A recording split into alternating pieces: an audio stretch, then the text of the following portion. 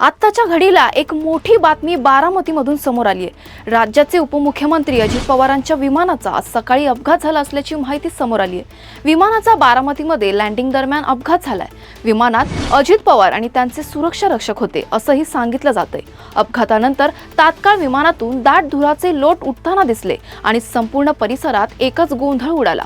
डीजीसीएने या अपघातात 6 जणांचा मृत्यू झाल्याची पुष्टी केली असून घटनास्थळी बचाव आणि मदत कार्य सुरू आहे। अपघाताच्या वेळी अजित पवार हे बारामतीत जिल्हा परिषद आणि पंचायत समिती निवडणूक प्रचारासाठी आयोजित जनसभांना उपस्थित राहण्यासाठी जात होते। पोलीस, अग्निशमन दल आणि प्रशासनाच्या टीम्स घटनास्थळी तैनात असून परिसर सील करण्यात आलाय।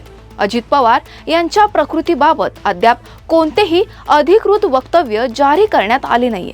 डीजीसीएने आणि इतर संबंधित यंत्रणांनी अपघाताची चौकशी सुरू केली असून पुढील माहितीसाठी प्रतीक्षा आहे।